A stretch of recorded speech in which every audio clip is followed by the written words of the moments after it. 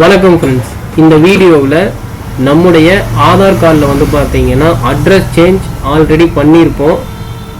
நம்ம பண்ணி வைக்கும்போது நம்மக்கிட்ட வந்து பார்த்தீங்கன்னா ஒரு அக்னாலஜ்மெண்ட் சீட் கொடுப்பாங்க.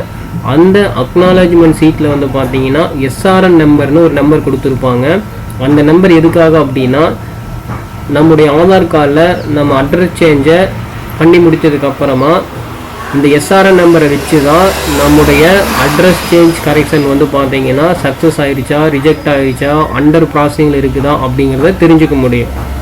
அது எப்படி தெரிஞ்சுக்கலாம் அப்படின்னா, உங்கள் லேப்டாப் அல்லது கம்ப்யூட்டரில் நீங்கள் இன்ஸ்டால் பண்ணி வச்சுருக்கிற கூகுள் குரோம் வெப் ப்ரௌசரை வந்து பார்த்தீங்கன்னா ஃபஸ்ட்டு ஓப்பன் பண்ணுங்கள். ஓப்பன் பண்ணதுக்கப்புறமா search Google or type URL அப்படிங்கிற இந்த இடத்துல UIDAI அப்படின்னு டைப் பண்ணிவிட்டு என்டர் கொடுங்க.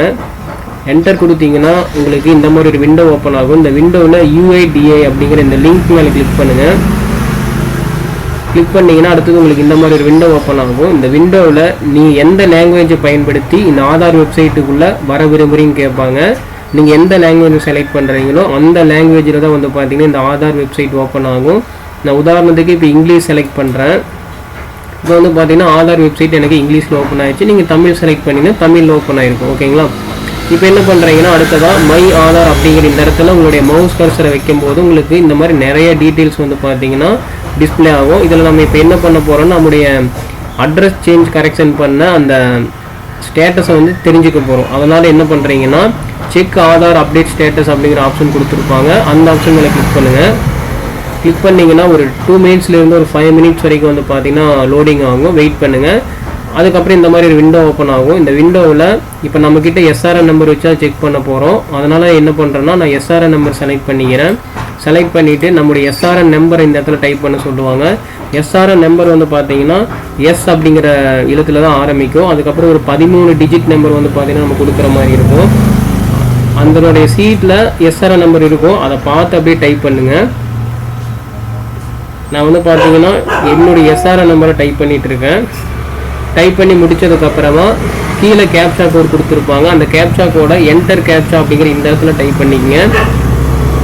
பெரிய லெட்டர் இருந்தால் பெரிய லெட்ரு, சிறிய லெட்டர் இருந்தால் சிறிய லெட்ரு, நம்பர் கொடுத்துருந்தா நம்பர் டைப் பண்ணுங்கள். நீங்கள் மாற்றி டைப் பண்ணிங்கன்னா உங்களுக்கு கரெக்டாக போகாது, எரர் காமிக்கும். அதனால் கரெக்டாக டைப் பண்ணிவிட்டு சப்மிட் கொடுங்க. சப்மிட் கொடுத்தீங்க அப்படின்னா கீழே இதற்கான ரிசல்ட் வந்து பார்த்தீங்கன்னா டிஸ்பிளே ஆகிடும். வந்து பார்த்தீங்கன்னா Aadhaar has been updated while your Aadhaar is being printed and posted to you. Please download e-Aadhaar from www.uidai.gov.in. அதாவது உங்களுடைய ஆதார் கார்டு வந்து பார்த்தீங்கன்னா அப்டேட் ஆகிடுச்சு. அட்ரஸ் கரெக்ஷன் கொடுத்துருந்தீங்களா, அதை அப்டேட் பண்ணிட்டோம், அது சக்ஸஸ் ஆகிடுச்சு. உங்களுக்கு ஆதார் கார்டு வந்து பார்த்தீங்கன்னா பிரிண்ட் ஆகிட்டு இருக்குது. பிரிண்ட் ஆகி முடிஞ்சதுக்கப்புறமா போஸ்ட்மேன் வந்து பார்த்தீங்கன்னா நீங்கள் அட்ரஸ் சேஞ்ச் பண்ணால் அந்த அட்ரஸ்க்கே வந்து பார்த்தீங்கன்னா கொண்டாந்து கொடுத்துருவார். இல்லை அதுக்குள்ளே உங்களுக்கு அவசரமாக நீடு இருக்குது, தேவைப்படுது அப்படின்னா நீங்கள் வந்து இந்த UIDAI அப்படிங்கக்கூடிய வெப்சைட்டுக்குள்ளே வந்து டவுன்லோட் பண்ணி நீங்கள் பிரிண்ட் போட்டு யூஸ் பண்ணிக்கிங்க அப்படின்னு சொல்லிட்டாங்க. ஓகேங்களா? இது வந்து அப்டேட் ஆகிடுச்சு. இதுவே அப்டேட் ஆகாமல் ப்ராசஸிங்கில் இருந்துச்சு அப்படின்னா இந்த இடத்துல என்ன ஆகுனா, your Aadhaar has been under processing, அப்டேட்டுக்கு பதிலாக அண்டர் ப்ராசஸிங்னு வந்திருக்கும். சப்போஸ் ரிஜெக்ட் ஆகிருந்தது அப்படின்னா your Aadhaar has been rejected அப்படின்னு வந்திருக்கும். ஓகேங்களா? இப்போ நமக்கு அப்டேட் ஆகிடுச்சு. ஸோ அதனால் நம்ம என்ன பண்ணிக்கலாம், நம்முடைய ஆதார் கார்டை வந்து இதே வெப்சைட்டுக்குள்ளேயே போய் டவுன்லோட் பண்ணி எடுத்துக்கலாம்.